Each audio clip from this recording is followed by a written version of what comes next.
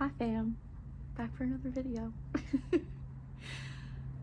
I was just thinking, like, there's so many topics that I want to talk about and put out on this channel, but it's like narrowing them all down and like feeling what feels in flow to record, because apparently I'm batch recording today, and like that's cool.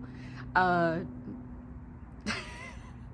not something I typically do, but I realized that when I get the creative like nudge, I'm like, oh, okay, it's just like spilling out of me, and I just have to like ride the wave until it's done.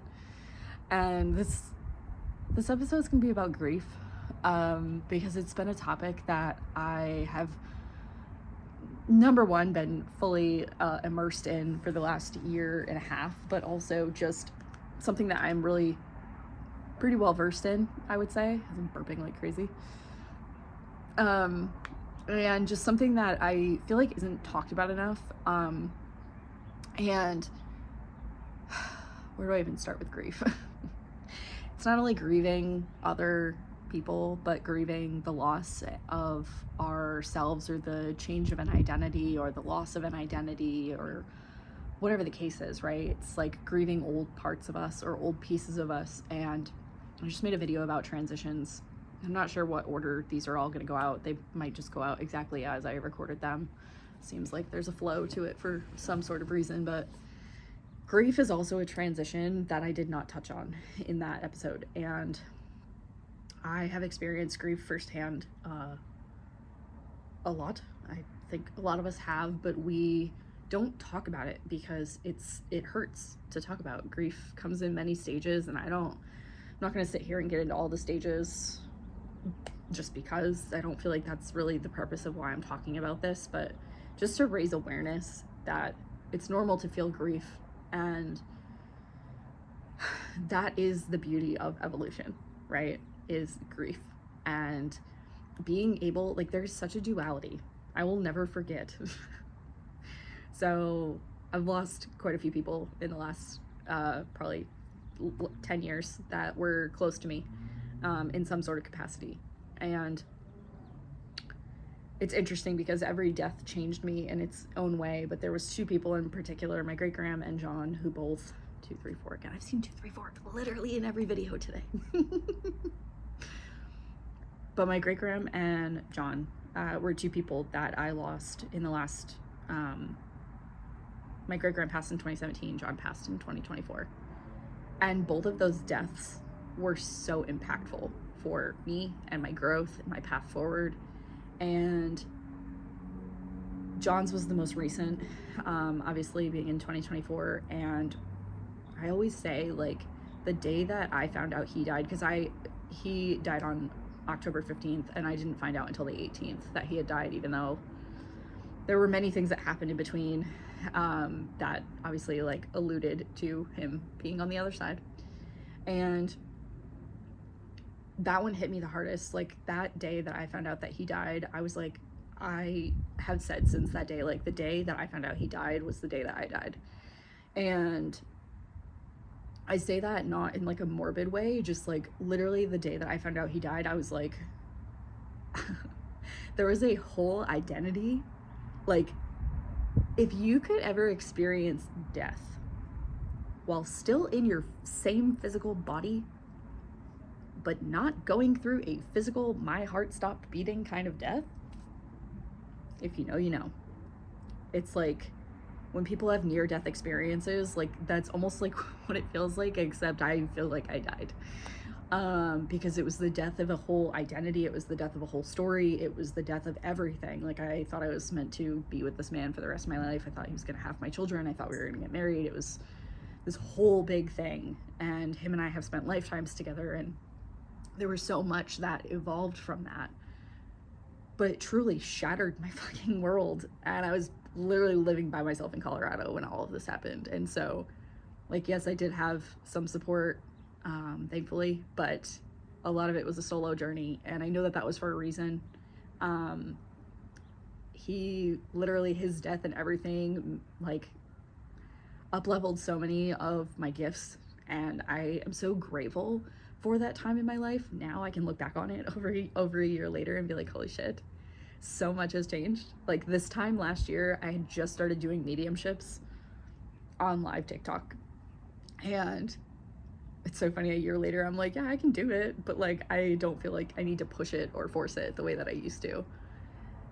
But like, also what a gift that is, that I'm able to be a bridge to the other side and to the other worlds. And that's a huge part of me being a shamanic practitioner. I know I mentioned in one of the previous videos on here that like sometimes I feel like I live a double life because I'm not outwardly spiritual like a lot of people. And but most people would probably look at my background and be like, what the fuck? Like, what do you got on there under the hood there, girl? You know, like, there's just a lot that I am and have, but I don't like force it out into the world, if you will. I used to think that I needed all these labels, but anyways, that's not the purpose of this video. The purpose of this video is talking about grief. And to round it back, like I had to grieve a whole identity that was attached to him and that life that I had seemingly created in my mind. And I remember there was a day John was shot and killed by a police officer in South Carolina. And it's so interesting because I remember one specific day I was sitting in my car and I was feeling like beauty and pain all at once. I remember I was like, I should be so angry at this officer for shooting the man that I loved.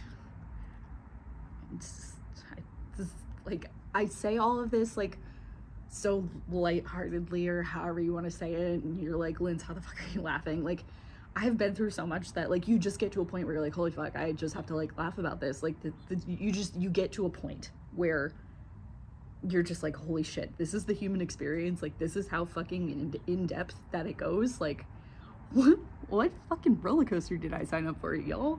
And I know I'm not the only one that thought that, but I remember saying to myself, like, I should be so fucking angry at this officer, and yet I have nothing but fucking sympathy and empathy for whatever he's going through because his life just flipped on a dime because of one decision. When you can hold both of that at the exact same time, it is wild. Because at the same time, I had so much love, but also felt so much pain at the exact same time. And that is the whole part of this human experience, to be able to hold the duality of that.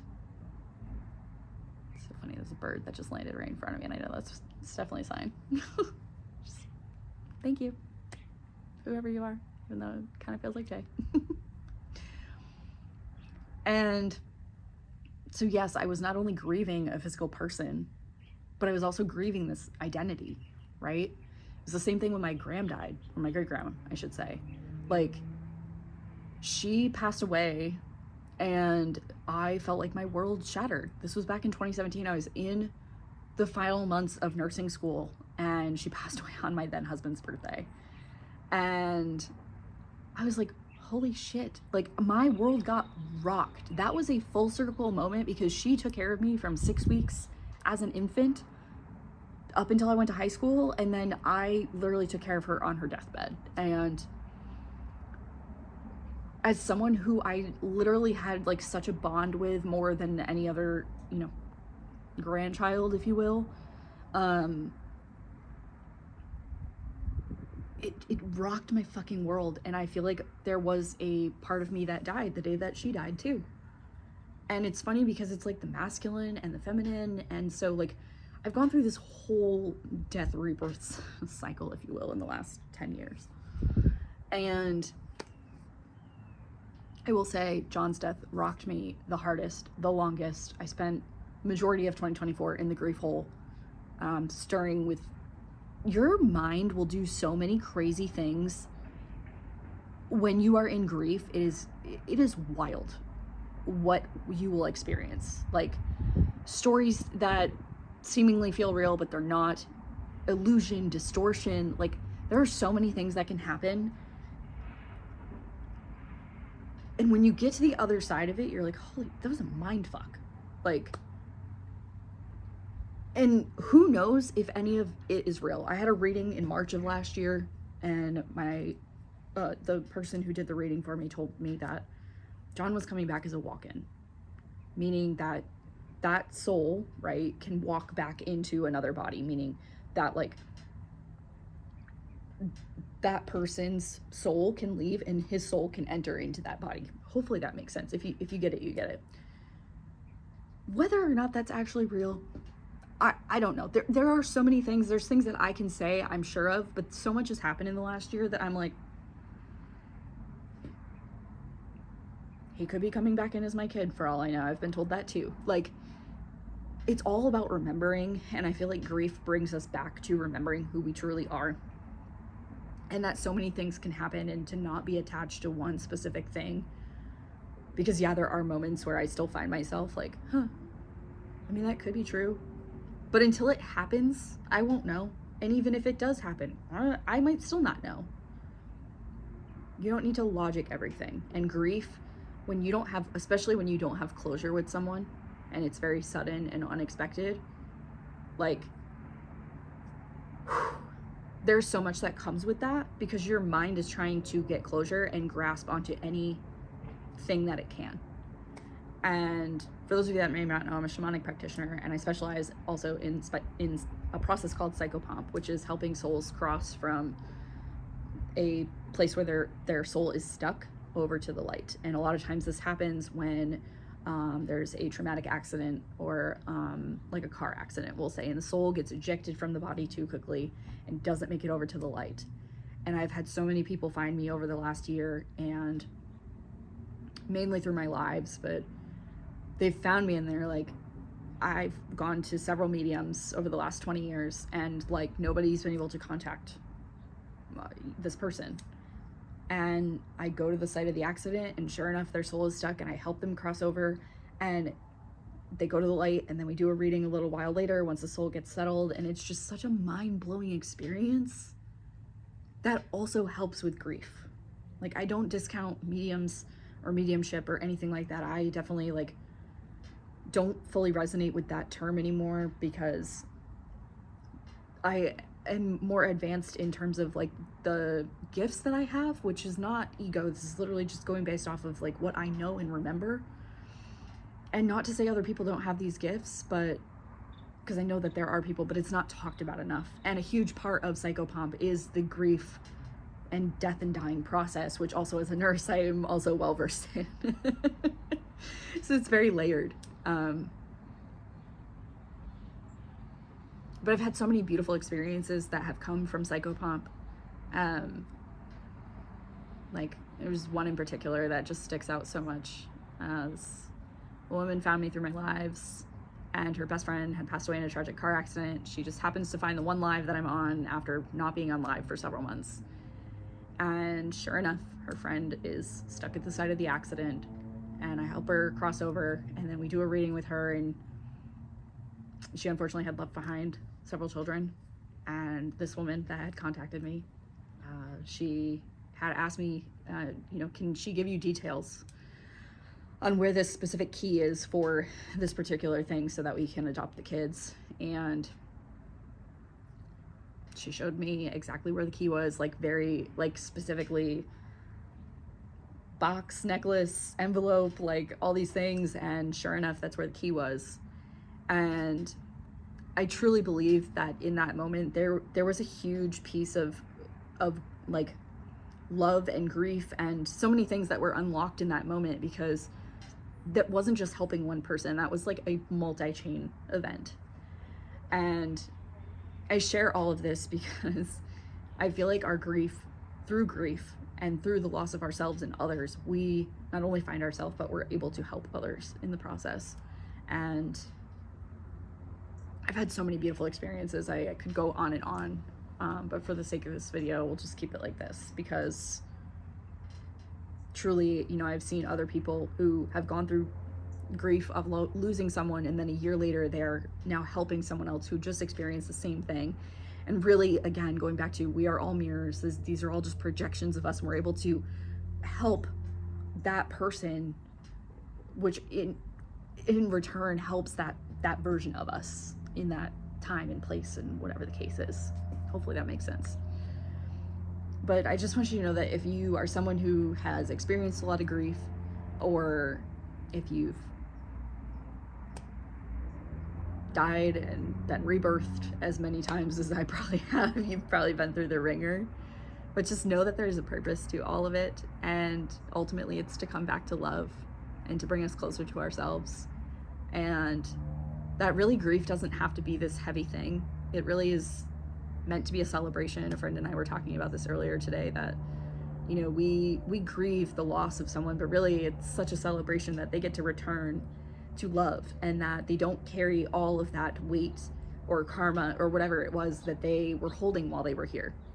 I know for me personally, like, it was devastating when John passed, but I also was so happy because I knew that he wasn't in pain anymore. And he battled a lot of mental things when he was here, and I was like, holy shit, you don't have to battle that anymore. Like, you can just come from a place of love, because you are love. You are literally back to source. You are back to what you become when you leave this earth. And how fucking cool is that? That it gets to be a celebration. You know, I think we should have more celebrations of life rather than funerals, personally. I want everyone partying if and when I ever die.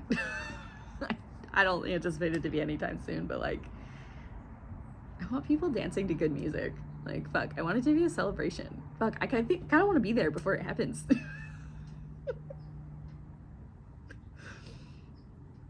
I will always love and hug grief as if it's just a little baby. And then I will also probably be on the other side laughing at it too, because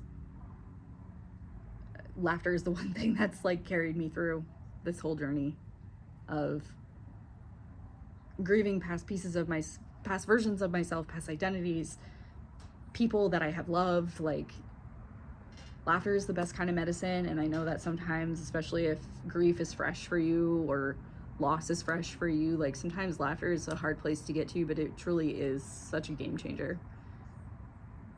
And I know that if you're in the thick of it right now, you're probably like, Linz, what the fuck? But if I can get to it, I know that you can too. That is my literal motto. If I can do it, you can too. Like,